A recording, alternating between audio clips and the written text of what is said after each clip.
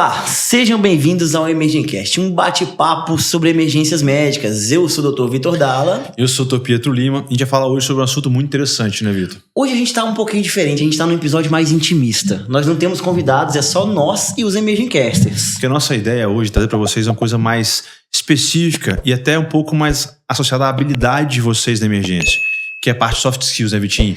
Exatamente, a gente vai conversar um pouquinho sobre os medos do médico que recém-formado, quais os desafios que ele enfrenta ali na prática clínica, essa transição da faculdade para o mercado de trabalho. Então a gente sentiu essas dores um tempinho atrás, a gente entende que o nosso público também sente essas dores, então a gente vai tentar acalmar o coraçãozinho de vocês, comentando um pouquinho da nossa jornada e tentando dar algumas dicas que a gente hoje em dia só consegue ver retroativamente, né? Agora parece muito fácil falar, mas antigamente era mais difícil, né, Pietro? Mas o primeiro plantão é uma coisa inesquecível, né, cara? Conta pra mim, então. Vamos lá. Como é que foi o seu primeiro plantão? Rapaz, eu fiz em dupla, cara. Em dupla? É uma tática válida que muita gente faz. Cara, porque aquele estudo duplo cego, né? Ninguém sabe nada, né? Mas pelo menos enquanto um atende, o outro procura. Exato. Perfeito. Aí, excelente, excelente. E assim, foi muito bom porque isso é interessante. Até porque você já passa para você mesmo a sensação que a importância não é o dinheiro. É o melhor atendimento. Então, assim, cara, você sabe que você vai dividir aquele plantão pela metade, entendeu? Só que a gente sabe que é o início, né, Vitor? Todo início é difícil. O residente não ganha 3 mil, no máximo 4 mil reais por mês por um mês de trabalho. Então, assim, a gente sabe que é pouco. Mas a gente sabe que é um aprendizado, cara, que é gradativo, né, cara? Isso é muito importante. Com certeza. Então, isso que o Pietro falou é uma estratégia válida. É extremamente comum um médico recém-formado pegar um plantão ali e dividir em dupla. E não há vergonha nenhuma nisso. A gente tá ali num processo de aprendizado, num processo de escalada da nossa prática clínica e ter um feedback de ter algum amigo, mesmo que ele não seja tão experiente, né? Seja tão experiente, ele estando ali com você já é um apoio. Eu, no meu caso, meu primeiro plantão foi bem tranquilo. Foi numa remoção. Que é também outro caminho que os recém-formados pegam muito, né? Na verdade, a remoção você é basicamente um Uber, né? Você vai fazer um transporte de um paciente, que é um paciente de UTI, porque é uma unidade avançada, porque tem um médico na unidade. E você, basicamente, se não tiver nenhuma intercorrência, você vai simplesmente levar o paciente lá, passar o caso dele e tá tudo bem. Só que você também na remoção você fica um pouco engessado, né? Você não consegue ali lidar com as condutas clínicas que você precisa tomar. Mas é uma estratégia de segurança ali que muitos recém-formados têm. E aí uma pergunta que eu vejo muito meus alunos perguntando para mim, Pietro, é o seguinte: e aí, formei, devo fazer residência imediatamente ou devo trabalhar um pouquinho no mercado de trabalho, juntar um dinheiro e depois entrar na residência? O que você tem para falar aí para quem tá ouvindo a gente? Essa pergunta é muito interessante. Eu acho que todo mundo já pensou em fazer alguma coisa diferente, assim, muito próximo disso, né? Bom, o que chama atenção, Vitinho, é que depende muito do contexto de cada um, né? Então, assim, cara, sei lá, se, poxa, eu preciso trabalhar, paga um FIES, ou se ajuda a família em casa, a família deu todo o sangue para formar em medicina e agora eu tenho que ajudar eles. Então, assim, de repente, trabalhar 1, 2 anos... Cara, o que eu sincero acredito é que, cara, isso não atrasa nada, tá? Isso não atrasa nada. A gente sabe que o mercado de trabalho tem muita gente, não tem problema. Até porque, assim, se eu me empenhar ao máximo, é o que você fala muito, Vitor, eu bato muito na tecla disso, eu concordo muito com você. O mercado de trabalho tem muito médico, cara, que não faz assim, não atua como deveria. A grande maioria, 80% deles, são medianos. E isso traz pra gente, para que é muito interessado no paciente, até um conforto. A gente sabe assim que a gente vai dar o sangue, o melhor pelo paciente, o melhor pelo serviço, e a gente vai se diferenciar lá na frente. Então não é 1 ou 2 anos de um trabalho intenso, necessário, que vai atrapalhar a sua vida, mas a residência vai ter que vir, né, Vitor? Com certeza, a residência é o que diferencia o profissional nos dias atuais, né? Como o Pietro falou muito bem, o mercado de trabalho, desde a nossa época de forma, desde que a gente formou, há 10 anos atrás, já falavam, o mercado de trabalho está saturado, o mercado de trabalho tem muito médico, você não vai ter emprego. Gente, vamos lá. O que eu costumo falar é que o Pietro lembrou aqui. Cara, para mais de 60% dos médicos que vão formar junto com você serão médicos medíocres. E aqui eu não estou falando mediocridade no sentido pejorativo da palavra, porque mediocridade no sentido semântico da palavra significa na média. Então a maioria das pessoas que formam na sua turma são na média. E aí o mercado de trabalho é uma pirâmide. Se você não se diferenciar, você está no bolo da média. Então você vai ficar caçando, batendo cabeça com plantão com quem está na média. Agora, se você for um cara que se diferenciou, que se dedicou a mais do que as pessoas, que estudou a mais do que os seus colegas medianos, Não tem jeito, você vai galgar posições superiores no mercado de trabalho, os melhores plantões, as melhores remunerações, e você vai ser reconhecido no mercado de trabalho como um médico de excelência.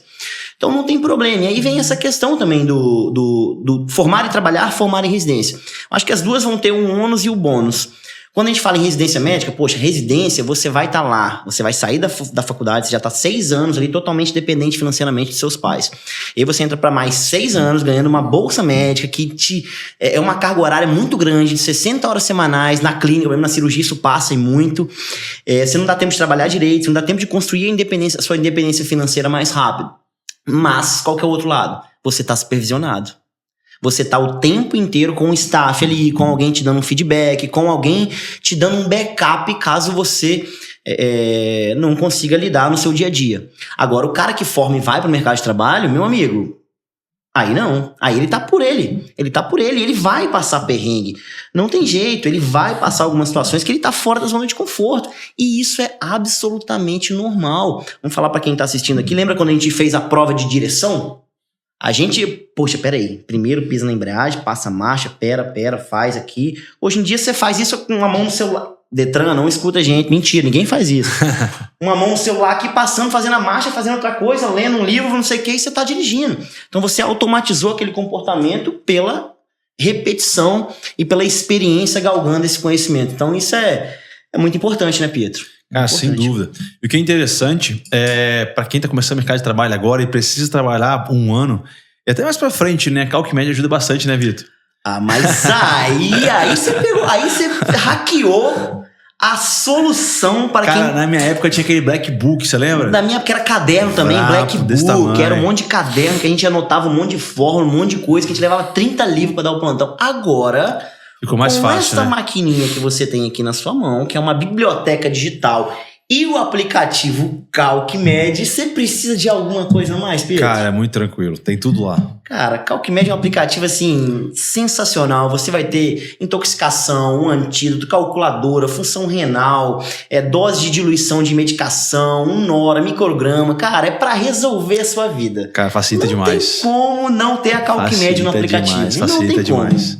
Tem que estar lá. E outra coisa, tem cupom EmergingCast, né? A gente tem pensando em vocês. Cash. Exatamente. EmergingCast, pessoal, cupom EmergingCast, inclusive um desconto super especial para vocês terem assinatura num preço diferenciado, né, Vitor? Essa é a solução que a gente deu para quem vai entrar no mercado de trabalho. Mas também a gente tem a solução para quê? Para quem também quer formar e quer entrar na residência médica. A gente pensou nos dois lados. Quer passar, né? E quer passar. E aí, o que a gente pode fazer para isso? Rapaz, a Médio aí, pessoal, sem dúvida é a maior empresa do Brasil nesse empenho, nessa novidade de tecnologia para te ajudar nesse primeiro passo aqui na residência médica. A gente sabe que a prova é muito difícil. E tá cada vez mais concorrida. E tem cota, Vitor. Tem cota para um monte de coisa. Pessoal, presta atenção, vocês precisam garantir essa vaga. Então não façam com qualquer empresa, façam com que vocês confiam. A Médio, cara, vão te dar todo o passo a passo, toda essa caminhada que vai facilitar demais o processo. Os maiores bancos de questão comentada, cara, só segue também, tem cupom para vocês. Exatamente, cupom pessoal. EmergingCast para todo mundo. EmergingCast, coloca lá, vocês têm tudo. A gente tem uma parceria muito concreta com eles lá, então bota o cupom EmergingCast. Vocês vão ter um preço super especial, não só em alguns cursos, mas também para essa assinatura anual aí para facilitar esse processo, David. Maravilha. E quem quiser entrar no mercado de trabalho e tiver com medo de receber isso aí em Pix? Já entrei no mercado de trabalho. Agora e aí? Como é que eu vou pagar meus impostos? Estou recebendo pelo Pix. E aí? A gente também trouxe essas... A gente pensou em você em tudo. Não tem jeito. É para vocês, EmergingCast. Então a gente também tem a solução para isso. Quem que vem ajudar a gente nessa questão? Galera, a DocStage é a maior contabilidade do Brasil. Para médicos. Então eles se empenham. São mais de 3 mil médicos na base deles. Então assim, sem dúvida, eles sabem muito bem te atender. Cara, é interessante, cara. Às vezes você manda né, em 2, 5 minutos os caras respondem. Se você conhecer alguma contabilidade que faz isso, eu duvido, na verdade, mas se quiser, fala porque a gente bate de frente, mas os caras são muito bons. Abertura de empresa, CNPJ, o recorde deles eu acho que era menos de 1 hora, que eles abriram uma empresa em menos de 1 hora. Os caras são bizarros. Sim, eficiência total, especialidade em contabilidade médica, compliance médica, planejamento de carreira, tá aí a fera aí, tá aqui, os caras são bons. Pensamos em tudo pra vocês, hein? Minha contabilidade, tá? É minha. Então, confia. E aí, Vitinho, coisa interessante, cara, que eu ia te perguntar. Vitinho, você, cara, volta atrás aí. Quem era o Vitor do primeiro plantão fora da residência e o Vitor pós-residência? Rapaz, eu acho que agora obviamente é um Vitor muito mais preparado, né? Quando você começa ali, né, nos primeiros plantões, obviamente, você leu muita coisa no livro, você tem aquele conhecimento teórico, mas muitas coisas na medicina é diferente na prática e você só vai aprender com um N grande de pacientes. Eu costumo falar com os alunos, né, para terem calma, porque eles formam, já estão, meu Deus do céu, desesperado. Eu falo, cara, a excelência, ela leva tempo. Não adianta você ser um médico, você se formar e achar que você é um médico de 10 anos de experiência num período de 6 meses. Não tem, porque você precisa de um N de exposição. Entubei 200, peguei 200 acessos centrais, peguei um monte de infarto, peguei um monte de coisa para você se capacitar em conduzir aquele paciente. Então a excelência leva tempo. Eu costumo falar para meus alunos, cara, dê tempo ao tempo. Você tem o hoje, o futuro tá lá na frente, você não tem. Ele tá só vislumbrado lá na frente. Você tem o hoje, então, cara, se dedique o hoje, faça o melhor que você pode fazer hoje, vai fazendo. A soma desse 1% melhor, em tudo na vida é isso, a soma dessa dedicação de 1% a mais que você deu hoje, daqui a 10 anos, esse 1% é exponencialmente multiplicado. Então você consegue melhorar isso, né, dando 1%. Então foca no agora, vai se preparando, não deixe de estudar, estudem todo dia, se capacitem, façam os cursos e aguardem a paciência do tempo, deem tempo ao tempo. Isso aí. Cara, é interessante, Vitor. Como é que, se você for comparar o médico, cara, nem tô falando de experiente, pessoal, de residência, porque nem tem, às vezes, cara, muito importante aqui, a experiência, pessoal. Lembre-se que quando você tem a opinião do especialista, é a pior forma do mundo para você aprender. Opinião do especialista. Então, quantas vezes, Vitinho, eu tenho alguns alunos que falam assim, Pedro, o que você acha de furosemida na urgência hipertensiva? Eu falo, cara, furosemida é para você diluir, preencher o volume do paciente, né? Então, é volemia. E tem muita gente, muito médico aprendendo com a experiência de outros médicos que não têm experiência. Tem basicamente a repetição. Então, experiência, pessoal, vem da ciência. Eu estou falando de medicina, é diferente. Então é interessante, Vitor. Depois com um médico experiente, com residência, é impressionante como é que o olhar desse cara, quando chega no plantão, e a equipe vê o olhar desse cara, ele já reconhece que tá chegando. Porque geralmente quando é um médico recém-formado, ele chega como? Ele tá assustado. A equipe bota a mão na cabeça e fala, meu Deus, cara, o plantão vai ser horrível. Você com a própria face de liderança, você já passa paz para sua equipe, e isso já, mesmo que eles não te conheçam, você ter cordialidade e saber o que tá fazendo, mostrar o que tá fazendo, cara, eles já, mesmo pelo plantão, você conquista todo mundo, né, Vitinho? Cara, com certeza. Isso é muito legal. Porque, vamos lá, o médico recém-formado, na verdade, o médico, de uma forma geral, não tem como fugir disso, ele é uma liderança na equipe de saúde. E o trabalho em saúde se faz em equipe. Eu preciso do meu fisioterapeuta, eu preciso do meu técnico de enfermagem, eu preciso da minha enfermeira, eu preciso do meu fonoaudiólogo, eu preciso de todo mundo envolvido nesse cuidado. E o líder da cena sempre a responsabilidade maior acaba nos cuidados médicos. Quem vai preencher o atestado de óbito quando o paciente vai a óbito, quem vai lá dar notícia para a família. Então acaba de ir para liderança. E aí o que você faz? Você sai cruzão da faculdade e vai lá dar plantão naquele serviço lá que tem um enfermeiro que é formado há 30 anos. Cara, o cara, de tanto que ele tá repetindo aquele trabalho, ele sabe muita coisa. Talvez na prática de coisa ali, ele sabe muito mais do que você. E você vem garotão lá no seu ambiente e você vai ser desafiado, pô. É óbvio que você vai ser desafiado. Então ele fica, às vezes, um enfermeiro, né, um profissional da equipe vai te provocar, porque ele quer ver sua insegurança, ele tá vendo você refletindo a sua insegurança na sua cara, nas suas atitudes. Então ele vai entender isso. Então se portar nessa figura de líder é muito importante. E vamos lá, uma coisa que a gente precisa bater na tecla é que liderança é diferente de chefiar. O chefiar, ele pega e faz uma ordem de cima para baixo e fala, faça isso. O líder, ele junta a equipe dele, ele entende que a soma daquela equipe, 1 mais 1 é mais que 2, 1 mais 1 ali, juntando aquela equipe, eu crio um mastermind e aquilo ali é uma equipe de soma 5. Eu sei ver o que é melhor de cada um da minha equipe e eu consigo usar isso para tornar o que é melhor para o meu paciente. Então, dentro da equipe, não pode ter um desafio entre os membros da equipe. Eu preciso conduzir os esforços de forma a liderar esse esforço conjunto e o paciente tem um desfecho, né, mais merecedor. Então a liderança é uma coisa que a gente precisa capacitar. A gente precisa treinar no ambiente de saúde para não ficar esse conflito. E para ter liderança, para conseguir liderar uma equipe, eu preciso me comunicar. Então vem aí um soft skills. É importante se comunicar, saber se comunicar, Pietro? Eu vi um caso muito interessante. Cheguei no plantão, na cardiologia, no pronto-socorro, e aí a enfermeira tava meio estressada, assim. Eu falei, o que aconteceu? Falei, a colega que tava antes de você, ela pediu pra fazer um eletrocardiograma, e aí, assim, eu tava instalando noradrenalina no paciente. Poxa, o que é mais importante, pessoal?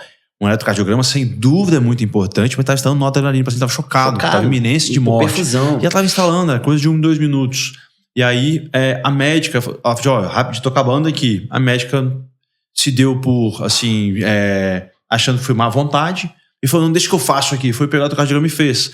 Assim, pessoal, ter proatividade é excelente. Mas quando você faz ter proatividade minorizando, diminuindo alguém, isso é ridículo, isso não faz parte da prática médica de qualidade. Então a médica fez o quê? Ela basicamente fez uma péssima comunicação com a enfermeira, falando, não, deixa que eu faço, você tá com má vontade, né? Assim, deixa que eu faço aqui. Fez o cardiograma dela, fez o que ela queria, mas ela não conquistou ninguém, ela tava acabando de começar a pegar os primeiros plantões e já com assim... Com essa equipe, com esse ambiente, Vitinho, detonado, ruim. Irmão, detonado. Por causa de 2 minutos. Por causa de 2 minutos, Vitor. Bom. Cara, a questão da comunicação é essencial, né? Isso não só na área da saúde, inclusive. A comunicação é essencial na nossa vida, pô. A gente vive em sociedade. O que faz a gente conseguir viver em sociedade é a própria comunicação entre seres humanos. E muitas vezes não importa o que eu falei, mas o que você ouviu. E isso, eu falo isso muito sobre comunicação. O que acontece? A comunicação, vamos lá. Tá passando na nossa cabeça, né? Tem estudos aí que falam que a gente troca, na verdade a gente tem um alto C, que a gente, na nossa consciência, a gente troca 40 mil palavras mais ou menos por dia na nossa consciência, né? O meu sabotador. Então eu tô falando comigo, eu tô pensando várias coisas e o tempo inteiro, e o que eu verbalizo, cara, é tipo 2% do que eu tô pensando. Então o que eu faço? Quando eu me comunico de uma maneira não assertiva, poxa, eu tenho um contexto na minha cabeça, tem um monte de coisa passando na minha cabeça, eu já entendi aquele contexto e eu falo uma coisa que é uma frase de, sei lá, 30 segundos, de 20 segundos, por exemplo. Cara, a gente precisa entender que a pessoa que está recebendo a comunicação, ela não tá pensando em tudo que eu tô pensando. Ela tá entendendo só o que eu falei. Então ela não tá na minha cabeça. E a maioria dos conflitos entre seres humanos é por conta dessa comunicação falta. Porque você não tá na cabeça das pessoas para entender o que ela tá pensando e o contexto que ela tá falando. Então você fala, calma, preciso do contexto. Tente entender que a pessoa não tá na sua cabeça e você precisa explicar para ela por que você tá comunicando aquilo. E obviamente, jamais levantar a voz numa comunicação, jamais ter uma comunicação de ataque, que entra em conflito, né? Uma comunicação não conflituosa é essencial no ambiente de saúde, né? Então a comunicação é muito importante e da comunicação vem o quanto eu consigo liderar a minha equipe. Então eu preciso me aprender a me comunicar. Não tem jeito, não tem como a gente fugir disso. Cara, e Vitinho, o que você acha, por exemplo? Tô numa situação na emergência que eu preciso tomar decisão sob pressão.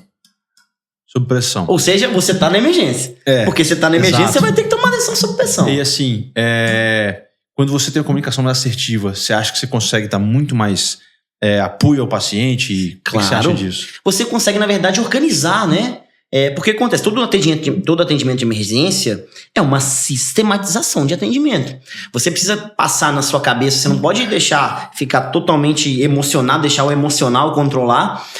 Você precisa sistematizar seu atendimento, entender naquele ambiente de alta pressão, com a frieza de entender o que mata meu paciente primeiro, o que põe em risco no meu paciente primeiro, o que está causando mais risco à vida dele naquele momento.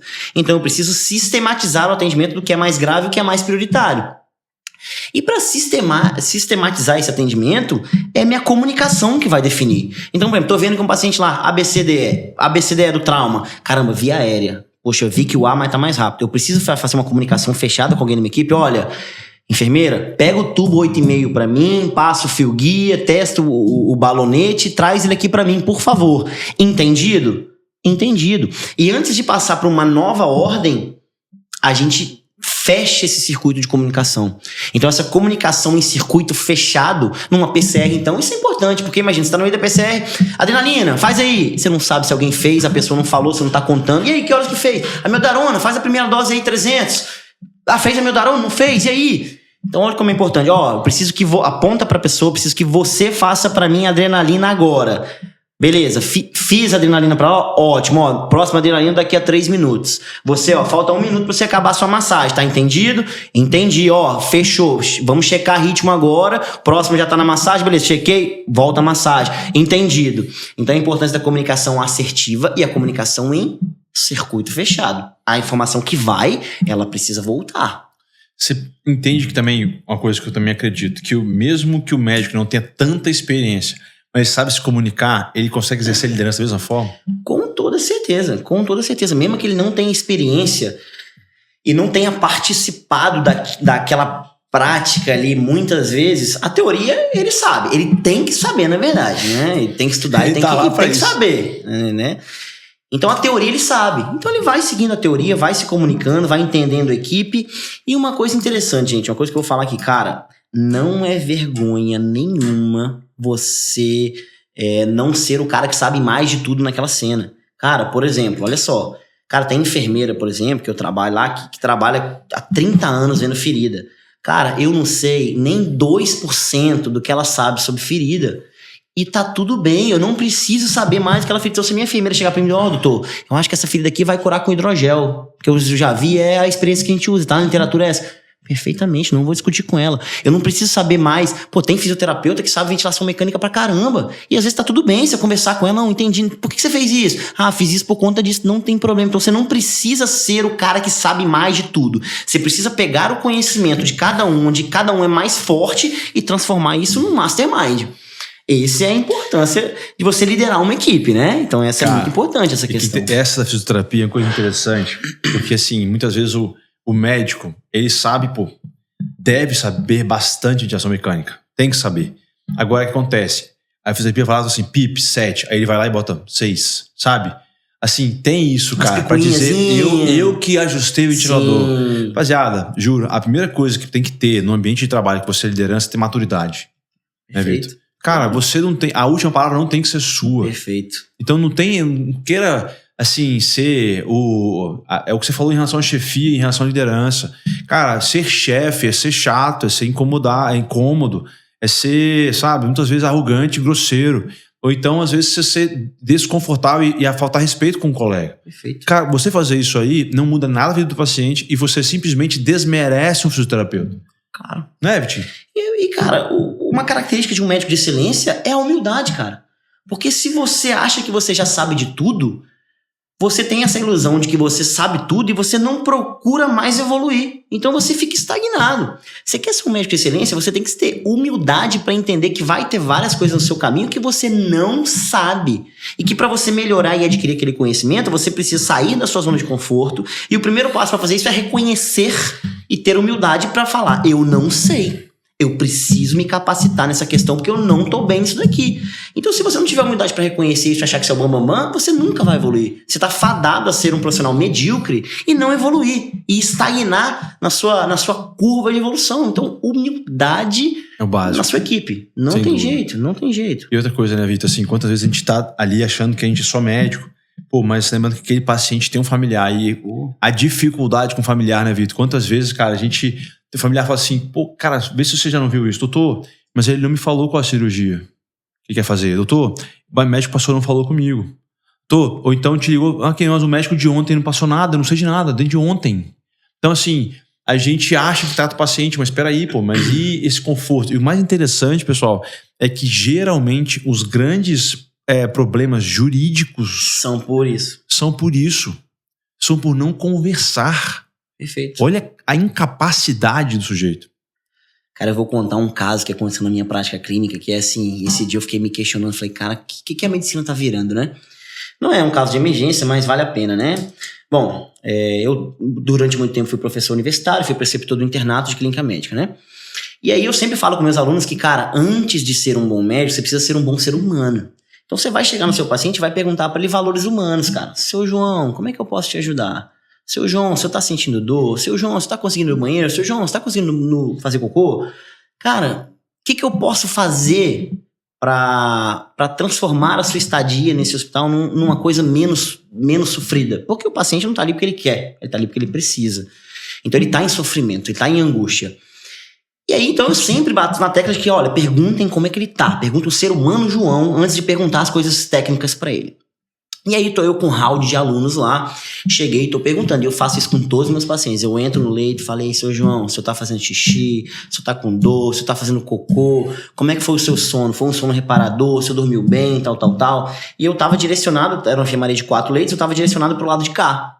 E aí tinha, de repente, quando eu comecei isso, teve uma menina uma menina de 30 anos, jovem assim, 30 e poucos anos, ela começou a chorar. Uma paciente, estava internada. Ela começou a chorar copiosamente. Não era um paciente da minha especialidade, era de outra, né? Porque a enfermaria lá, a gente ficava várias especialidades juntas, não era um paciente da minha especialidade. Eu virei para ela naquele momento e perguntei, cara, por que você tá chorando? Eu posso te ajudar com algum motivo? Ela falou assim, olha o que ela falou, cara. Eu só queria que meu médico me perguntasse isso também. Então, quer dizer, o cara chega lá, não conversa com a paciente, não fala porcaria nenhuma, e ela só queria que o médico perguntasse se ela foi no banheiro, cara. Que piada aqui, irmão. Eu falei, então, essa história é assustadora. Então eu cheguei pra ela e falei, ó, nossa. E aí? Então eu vou te perguntar, como você tá se sentindo? Eu posso te ajudar? Você tá indo no banheiro? Você tá fazendo cocô? Como é que eu posso te ajudar? Então olha como é que, uma coisa simples, cara. Ela falou assim, eu só queria que meu médico perguntasse isso também. Cara. E ela chorando. E aqui, paciente oncológica, tá? Que precisa ainda mais de um suporte ainda psicológico. Essa história, assim, é de cortar o coração. Nesse dia eu fui pra casa pensando, falei, caraca, que doideira, né, cara? Bizarro, que cara. doideira. Isso é interessante, Vitor, assim, algumas vezes, cara, a gente se dá o luxo de ser, por exemplo, de fazer 36 horas, 48 horas de plantão. Irmão, não tem condição de você, depois de 48 horas, ser empático com alguém. Porque você não dormiu bem duas noites seguidas. Você está extremamente estressado. Então, assim, comendo mal pra caramba, que você tá no plantão, jaulado ali. Então, cara, isso é muito importante até em relação ao burnout, né, Vitor?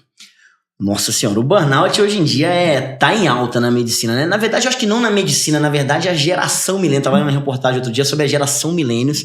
É uma geração que vive em burnout, que o burnout é cada vez mais comum. Por conta dessa requisição do mercado de trabalho e a área da saúde, que, não só a área da saúde, mas as áreas que trabalham de plantão com sobrecarga de carga horária, são umas áreas mais afetadas. Então a gente tem aí altos índices de depressão e burnout em médicos. E a medicina de emergência é uma das áreas que vem com destaque para isso aí. E o burnout, cara, não tem jeito. Se você não tirar, a gente precisa... Vamos falar um conceito interessante. O que é o conceito de saúde pela OMS? Antigamente a gente tinha o conceito que saúde era a ausência de patologia. E ponto final. A OMS, vários anos atrás, mudou esse paradigma do que é saúde. É o completo bem-estar social, físico, social e emocional das pessoas. Então, se você não tá bem emocionalmente, se você não tá bem fisicamente, se você não tá bem de outras maneiras socialmente, cara, você tá doente pelo conceito da OMS. Tem noção disso? Você tá doente. Então a saúde física, a saúde mental, a saúde social são todos pilares essenciais para uma saúde. E a gente acaba na medicina romantizando esse burnout, não sei quantas horas de plantão e tudo. E a gente acaba perdendo momentos importantes que não vão voltar. E o tempo, meu amigo, é o nosso bem mais precioso. A gente trata os outros de forma cada vez mais grosseira no plantão, porque a gente não tem paciência mais pra nada. Então a gente, perde momentos absurdamente necessários, como muitas vezes, cara, tempo com familiar, tempo com pai, tempo com mãe, etc. A gente não tem tempo pra gente mesmo, então no plantão, cara, ninguém consegue se exercitar num plantão. Não. Então você não consegue ter o mínimo possível de tempo consigo mesmo. Perfeito. E assim, é uma descarga de estresse muito grande, porque você tá 48 horas em alerta. Em alerta, sem descansar. Mesmo que você dá aquela dormidinha ali, aquele descanso, você tá em alerta. E, cara, essa questão eu costumo falar bastante isso também quando eu falo de saúde mental. Cara, quando você tem hipertensão, um cardiologista aqui brilhante na mesa, você toma um remédio para tratar a hipertensão. Quando você tem um diabetes, você toma um antidiabético para tratar o diabetes. Cara, atividade física, tempo de qualidade, saúde social, saúde emocional, não tem que ser se sobrar tempo. Eles têm que ser uma prioridade igual você toma um remédio. Porra, se você não tomar o seu remédio, seu antihipertensivo, sua pressão vai estourar. Se você não fizer atividade física, você vai ficar doente de atividade física. Então não, tem que ser uma prioridade, igual um remédio que você toma para tratar a sua hipertensão. Atividade física, o seu tempo com a sua família, tempo para fazer coisas que você gosta, tempo de lazer são remédios. Você precisa tomar. Senão, o burnout é o que vem. É a certeza que vem, pô. Sabe, eu falo muito com os pacientes, Vitinho, é o seguinte: ou você tem agenda, ou você é agenda de alguém, cara. Não tem Maravilha, jeito. é exatamente Meu irmão, isso. se você não tem o seu tempo, alguém vai usar o seu tempo. E você mesmo cara, você não vai viver, porque você não tá. Se você não valoriza, pessoal, pega essa pra vocês. Se você não valoriza o seu próprio tempo, quem acha que você acha que alguém vai valorizar? É isso, e eu vou falar um dos bastidores aqui que eu e o Pietro, às vezes, ó, como eu penso muito assim, o Pietro também, tem dia que a gente tá meio atrasado nos cronogramas, ele fala assim, aí a gente podia gravar sábado, eu falo, não, esse sábado não, esse sábado é meu, com a minha família, do meu momento, eu não vou dar, é inegociável, e ele entende isso, e quando ele fala a mesma coisa, eu falo, não, cara, tô com minha filha, não vou te responder, tá tudo bem, e a gente entende isso, então às vezes a gente entende essa filosofia e a gente respeita o tempo do outro, porque tem que ser, cara, tem que ser, às vezes ele vem, vamos gravar domingo, eu falo, não, esse domingo é meu, vou sair com a minha namorada, vou fazer porque eu quero ter o meu tempo de qualidade, isso é negociável, quero ir pra minha academia, quero atividade física, não vou gravar. Ah, mas tá atrasado, a gente nem fala, porque a gente entende isso, a gente respeita isso, então isso é muito interessante, pô. É o bastidor do Emergencast, se não tivesse isso, a gente já teria 900 milhões de episódios gravados lá na frente. Aí.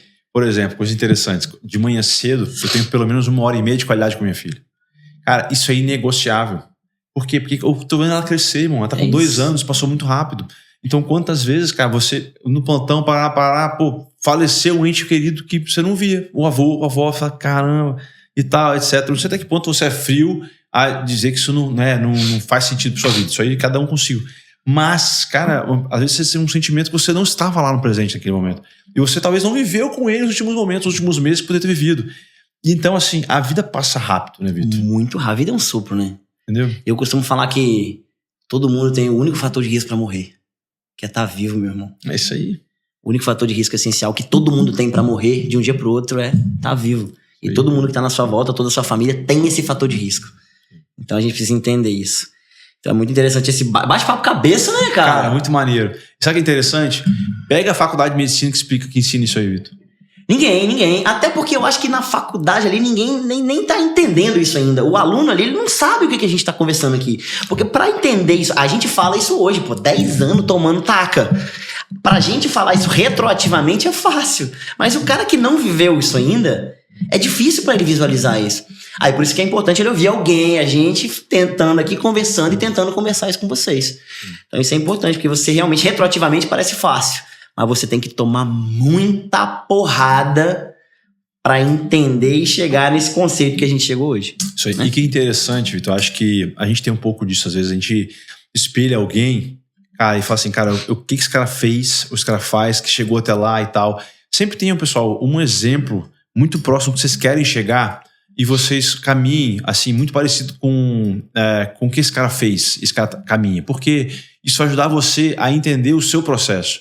Porque assim, Vitor, quando você tem alguém, né? Você tem alguém que você se espelha e tal, cara, você acompanha ele nos plantões, você vê como ele trata a enfermagem, como ele trata os pacientes, cara, isso grava, a gente memoriza, porque você é uma pessoa que admira muito ele. Então você vai ter essa facilidade de colocar isso pra dentro de si, né, Vitor? E isso facilita muito. Por isso que, cara, umas coisas interessantes é acompanhar, né, um profissional no plantão. É né? essencial, nossa senhora, eu passei hoje em dia tá mais difícil, a gente entende isso, que tem muita burocracia e tudo, mas eu passei minha faculdade inteira quase acompanhando um médico que eu almejava ser tão competente quanto. Então eu passei minha faculdade inteira indo pra plantão, acompanhando plantão, isso é muito importante, eu acho que você vai pegando essa vivência mesmo. Então, isso é realmente extremamente importante nos dias atuais. Cola em alguém ali, porque a medicina você só aprende na prática. Não tem pra onde a gente fugir. E aí, coisa interessante que eu acho que a gente não falou, quando a gente tá lá na emergência, aquele momento que é aquele cabeça quente. Ou esse momento não acontece só na emergência, né? Às vezes você briga com um familiar, você briga com alguém do seu convívio e você acabou falando alguma besteira. E aí você vê no outro dia e fala, caraca, o que eu fiz? Por que eu falei isso? Eu não queria ter falado isso. Foi uma coisa que eu não deveria ter falado. Aí você joga a culpa no cabeça quente. Dá pra ter essa cabeça quente na emergência, Pedro? Cara, não dá, porque assim, é uma cidade de muita tensão e a sua habilidade maior na emergência é manter a calma. E você conseguir ter paz no seu ambiente. Isso é a vida inteira, né, eu acho. Isso. Então, cara, você não tem... Eu acho que é uma coisa importante que o médico tem que ter o seguinte, ou você acerta ou você aprende. Porque se você costuma a justificar os seus erros, você está colocando na sua cabeça que seus erros são justificáveis. Se os seus erros são justificáveis, você sempre vai justificar e eles sempre vão continuar acontecendo. Então, ou você acerta, ou você aprende. Então, assim, aconteceu comigo, cara. Tem uns 15 dias, cheguei estressado no hospital, tinha um monte de coisa pra fazer, etc. E aí, eu fui fazer um risco cirúrgico e tal, e tinha um colega lá que eu não vi. Falei, cara, esses caras assim estão vacilando e tal. E ele era uma das especialidades que eu falei. E aí, o que acontece, meu cara? O que eu tive que fazer? Eu fui lá pedir perdão. Meu irmão, olha só, cara, vacilei. Eu realmente estava um pouco estressado, cheguei com a cabeça quente, né? Mas, cara, fui imaturo. Primeira coisa, fui imaturo e acabei, cara, te desrespeitando. Eu te peço mil perdões aqui e tal. Pessoal, isso é ser maduro. Isso é você saber que, cara, você errou, meu irmão, mas tem que acertar. E não é, cara, você virar as costas, não, você vira aí, tchau, esquecer. Não tem esquecimento, você tem que fechar aquele ciclo ali. Isso é maturidade, né, Vitão? Com certeza, com certeza. Isso é uma hombridade. A gente vai errar, irmão. A gente vai errar. A gente vai errar. Tem jeito. A gente vai errar, todo mundo vai errar, todo mundo erra. O tempo inteiro a gente erra, a gente é ser humano, a gente é falho. E cabe a nós aprender com os erros, né? Voltando para essa questão da cabeça quente na emergência, que o Pietro brilhantemente colocou essa questão de que a gente tem que ter frio, e aí vamos colocar mais um adjetivo, analítico na emergência. E por que é interessante a gente falar isso? Agora eu vou falar uma coisa que eu adoro falar pra todo mundo, que é sobre neurociência. Eu adoro falar sobre isso. É muito maneiro. E é muito legal essa questão evolutiva, cara, né? Isso é impressionante o tanto que isso interfere em tudo. Tudo na sua vida. Tudo na sua vida. E quando você é mais analítico possível, você é 100% intencional. Perfeito, exatamente. Se você é intencional, você tem um objetivo pra tudo que você faz. Sim. Então, Sim. assim, você não perde tempo, que é o maior precioso bem que a gente tem, que cara. A gente não tem como comprar. Você compra tudo, menos tempo. Aí. Tempo você não compra. E ele é limitado. Cada dia que a gente tá passando aqui é um tic-tac que não volta mais. E aí essa questão da neurociência, vamos lá, por que a gente explica isso na neurociência, né? A gente evolutivamente, tudo na nossa vida é explicado por evolução. A gente é ser humano aí, milhões de anos nós estamos aqui nesse mundo terreno aqui. E como é que nosso cérebro funcionava antigamente, né? Nós éramos homos lá, Homo erectus, Neandertal, lá na Pangeia, né? Aquela massa continental única no mundo. Nós éramos seres caçadores-coletores. Então toda a nossa espécie dependia de sobrevivência. Então todos os estímulos que a gente tem na nossa mente são por sobrevivência. E aí a gente tem evolutivamente 3 partes orgânicas que surgiram com o passar do tempo do nosso cérebro. Eu tenho o cérebro reptiliano, que é o cérebro ali mais primitivo, que a gente compactua com os répteis e tal, que é a função neurovegetativa. Isso aí todo mundo tem. A gente tem lá batimento, automatismo cardiovascular e tudo, respiração, tudo isso tá lá. E aí depois eu tenho o cérebro que a gente usou por muitos milhões de anos, que é o cérebro límbico. Qual que é o cérebro do sistema límbico? A amígdala é aquele cérebro reativo.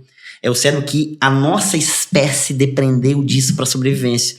Porque você tinha que ser reativo, você tinha que tomar reações rápidas. Imagina, você é lá um caçador-coletor, um Homo erectus ou um Homo habilis, e você tá você precisa sair para caçar. Só que lá na sua selva tem um monte de predador muito pior que você. Se você chega lá na selva e de repente você escutou um barulhinho na moita, cara, você precisa sair correndo, lutar ou correr, porque esses milissegundos de reação depende da sua sobrevivência. Hoje em dia, no nosso Homo sapiens sapiens, a gente tem o córtex cerebral, que é essa capacidade mais evoluída do cérebro, que é dotado de capacidade analítica. Então ela não é reativa.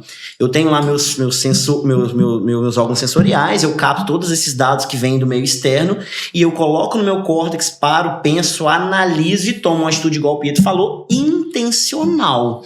O meu sistema límbico não é intencional. Os psicólogos costumam falar o termo sequestro límbico, que é um nome bonito para a cabeça quente. Estou de cabeça quente, isso é um sequestro límbico, ou seja, você jogou tanto cortisol, tanta catecolamina no seu organismo, você está separado para aquele estresse de luta e fuga, que você bloqueia o seu córtex, porque você precisa de luta e fuga para sobreviver. Então a gente acaba, por evolução, a nossa tendência você entrou numa briga, você foi criticado, tudo que acontece na sua vida é luta e fuga. Então se alguém te criticar, você automaticamente ativa o seu sistema límbico. Então na emergência, eu não posso ter sequestro límbico, cara. Se eu começar a ficar nervoso e tal, isso bloqueia totalmente meu raciocínio. Então eu preciso usar aqueles que as pessoas falam, nada é à toa na nossa vida. As pessoas falam, quando você ficar nervoso, conta até 10. É justamente essa explicação, pô. Tô nervoso, em vez de agir, para, respira, pensa no que está acontecendo, analisa o que aconteceu e depois você toma uma atitude. E é o que você vai fazer na emergência. Eu preciso trabalhar com o meu córtex. Eu não posso trabalhar com o meu sistema límbico. Senão, eu vou fazer besteira. Senão, não vou tomar a atitude mais correta naquele momento.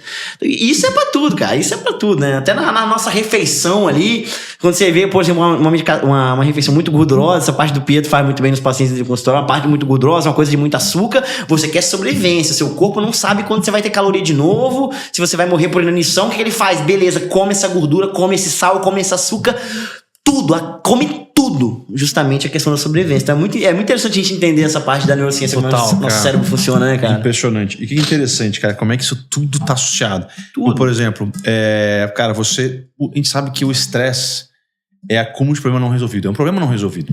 Então, assim, cara, quem não tem problema tem estresse? Não tem. Só que o que acontece? A pergunta é, cara, será que você não acumulou problema mais do que deveria? Então, assim, ou será que você não assumiu um plantão que você não deveria ter assumido? Será que você assumiu um plantão num lugar que talvez não seja interessante? Talvez tenha problema de uma medicação e etc. Então, assim, cara, todo mundo aprende errando. Então, assim, cara, assumir o plantão, viu que não tá legal, cara, não cometa o erro 2 vezes. Então, cuidado. O estresse, problema não resolvido. Primeira coisa. Segunda coisa, cara, se eu consigo ter uma sequência de resoluções de problemas, mesmo que eu tenha esse pequeno estresse de ter que resolver o problema, eu não explodo, eu não sou um cara explosivo. Eu não preciso criar essa cabeça quente por causa de um estresse, por causa de um problema, porque eu consigo ter uma sequência de resolução. Então, o que é interessante? Muitas vezes a gente tem esse escape alimentar. Isso acontece com os pacientes também. Total. Que é o quê, cara? Tão estressado, que é o que a gente fala muito em relação à dopamina. Né, total, Vitor? viciado em dopamina. Cara, eu quero uma recompensa precoce de uma coisa que eu imediata. não resolvi. Aí eu vou no doce, como doce. Então isso é impressionante, como é que tudo que a gente faz, cara, alimentação, exercício, etc, cara, tem que ser muito bem equilibrado. E tem que fazer parte do dia a dia, porque se não fizer, vai entrar em parafuso, não tem jeito, né, Vitor? Com certeza, a gente funciona com recompensa imediata. A gente não quer recompensa tardia, a gente quer recompensa imediata, pô. É por isso que você pega o seu celular um dia e começa a passar feed, começa a passar story, começa a passar o tempo inteiro aqui, ó. Porque eles entenderam, eles hackearam o cérebro de forma que eles dão pra você microdoses de dopamina o tempo inteiro. E aí você pega um negócio aqui, TikTok, Instagram, sigam nossas redes sociais, só um detalhezinho aqui. E fica, daqui a pouco você olhou, você tá 1h30 passando vídeo de 10 segundos. Agora, é insuportável você pegar um artigo de 30 páginas em inglês e ler. Você não consegue ficar 5 minutos lendo, você já tá entediado. Porque isso é uma recompensa tardia. Academia, cara, você foi pra academia agora, você se matou de não sei o que, você fez dieta hoje, passou fome pra caramba. Aí você chega em casa depois desse dia, você olha no espelho e fala, putz, meu corpo tá igual, eu não mudei nada. Então a recompensa da academia, do exercício físico, de uma dieta bem feita, é lá na frente. Mas lá na frente, isso é problema pro eu do futuro, pô. O eu do presente quer dopamina o tempo inteiro, quer gordura, quer açúcar, quer tudo isso. Então a gente tem que entender que nem sempre a recompensa imediata talvez seja a mais prazerosa. E é a mais prazerosa. Mas não seja a mais benéfica pra tudo na vida. Sem dúvida. O cara trabalha o mês inteiro pra receber no final do mês. Ele quer malhar e não tá forte. Né? Brilhou. Exatamente. É um processo, não tem como. Músculo é tijolo, né? A gente fala que, só pra abrir essa chave, a gente ganha de massa muscular em torno de 30 gramas por dia. 30 graminha por dia, meu amigo. É um scoop de whey. Imagina. Um scoopzinho de whey. Só que, depois de um mês, chega a 800, 900 gramas. Então, quase 1 quilo de massa muscular. Em um mês. Só que tem que ir um mês. Mas é aquele negócio. Tempo ao tempo, pô. Tempo ao tempo. A excelência leva tempo. Então, o que eu faço todo dia ganhando 30 gramas, no final de um mês eu tenho 1 quilo. É isso aí. Tempo ao tempo, né? Rapaz, que papo cabeça, hein? A gente tem que fazer isso pelo menos uma vez por mês, Vitinho. Né? Esse bate-papo assim, aleatório. Cara, muito maneiro. Conversa de boteco. Depois a gente tá numa cerveja, toma uma cerveja. De leve, assim, só pra ficar descontraído. Rapaziada, a ideia de hoje foi essa. Falar pra vocês o seguinte, que medicina é muito além de medicina. Coisa que o Vitor fala bastante, a gente que enjoa bastante isso, né, Vitor? Quem só medicina sabe, nem medicina sabe. Eu não lembro de quem que é essa frase, cara. Eu acho que é de um médico chamado Abel Salazar.